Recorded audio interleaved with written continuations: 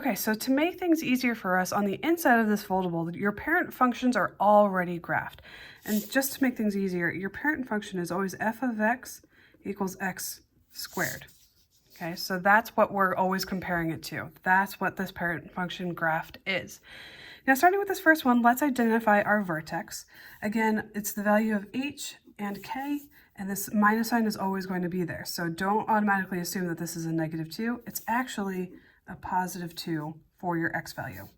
And then this y value is a -4. So let's start by graphing that. +2, -4. So we know from this original parent function that's graphed right here that since our h value is a +2, it is shifting to the right 2 units. And because our k value is -4, it is shifting down 4 units. Other than that, everything else remains the same because there's no change in our a value. So we can plot our parabola by going from the vertex to the right 1 unit and up 1 unit, and to the left 1 unit, up 1 unit. We can also go to the right 2 and up 4, 1, 2, 3, 4, and to the left 2 units and up 4 units. So this is what our new parabola will look like. Okay, so going down, we can still apply the same techniques that we just learned. We can look at our equation and identify our vertex. Here, our vertex, our x value of our vertex is a +2, but because there's nothing written after that set of parentheses, our y value for our vertex is actually 0. So we can plot that. We go to the right 2, and we don't go up or down at all, so we just put a coordinate there. Now from here, since our h value is a +2, we know that it goes to the right 2 units.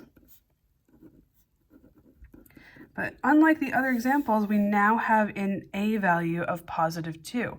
So because this +2 is greater than 1, the absolute value is greater than 1, we know that our graph is going to narrow. And I'll show you what that looks like in a second. Okay, so typically from our vertex, we would go over 1 and up 1, but because this is 2, we're actually going to go over 1 and up 2. So our graph is going to be much, much narrower. And we're going to do the same to the left. We're going to go over 1 unit and up 2 units. So our new parabola actually looks like this.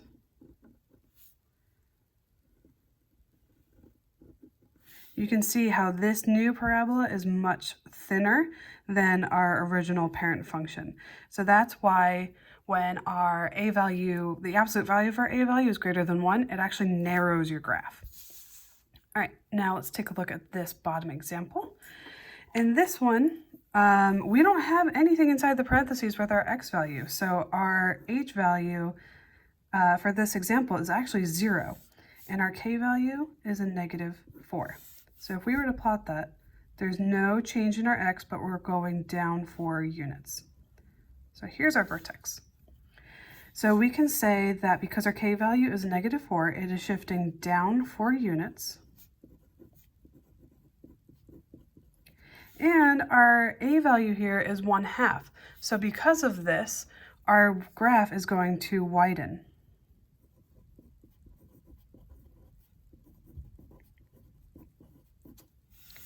Okay, so in the example before this, our graph got narrower. In this example, our graph is actually going to get wider. So instead of going to the right 1 unit and up 1 unit, we're actually going to go to the right 2 units and up 2 units. Same thing here, to the right 2 units and up 2 units. And then what we can do is we can go over 2 more units and go up 8 units. So, or I'm sorry, 6 units from here. So 1, 2, 1, 2, 3, 4, 5, 6. From here, go to the right 2 more units and go up 6 units. Or you can think of it as go from the vertex, go over 4 and up 2, or sorry, up 8. Go over 4 and up 8. So here is our new parabola. So it takes up almost the entire graph.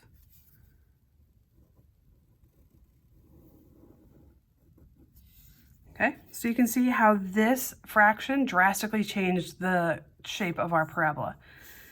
Okay, so we can go move on to this one over here.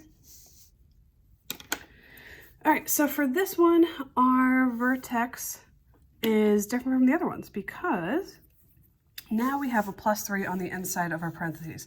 So this tells us that our x value for our vertex is a -3. And because there's no k value, the y value for our vertex is 0. So our vertex is actually going to be shifted to the left 3 units. So 1, 2, 3. So we can say that it is shifting to the left 3 units.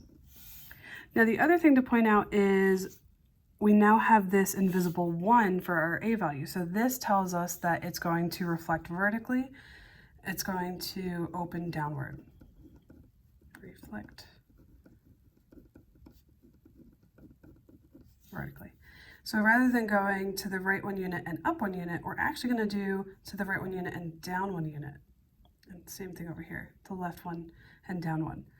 To left 2, down 4.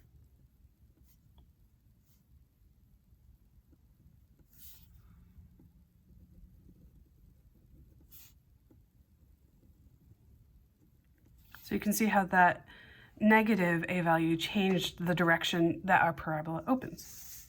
All right, for our next one, we've got a little bit of everything. So here our h value is a +1, and our k value is a +1. So our vertex is at 1, 1. So we can say that it is shifting right 1 unit. We can say it's shifting up 1 unit. Unit, not unite. And because our a value is a -2, it's reflecting vertically and it's making it narrow. So we've got all 4 types of transformations. So it is, man, I can write, reflecting vertically, and it's going to narrow the graph.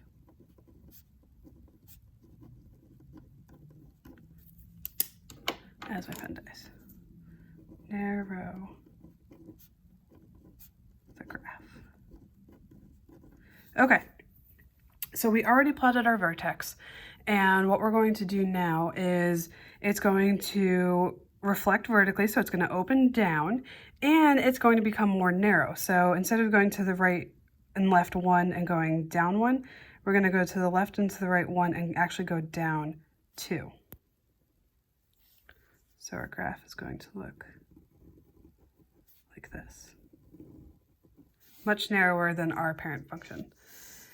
All right, and our last example.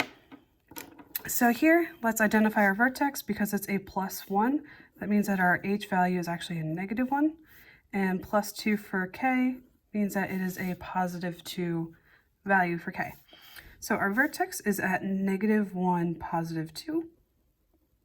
So we can automatically say that our transformations that are happening is it's going to the left 1 unit, it's going up 2 units, and now we look at our a value. Our a is a -1, so it's going to reflect vertically. It's going to reflect over that x-axis. Okay, so there's no change in our 1 value for a, aside from the fact that it's negative, so it's not going to make a wider or a narrower graph. So from here, all we're going to do is go to left and right 1 unit, and in this case, just go down 1 unit. From our vertex, we can go to the left 2, down 4. 1, 2. Is that right? 1, 2, 3. Wait. Oh, my mistake. Don't put your coordinates there. I accidentally went down 5. Okay, so there is our last parabola. So go ahead and at this time, you're going to close it and put glue on the back and glue this into your notebook.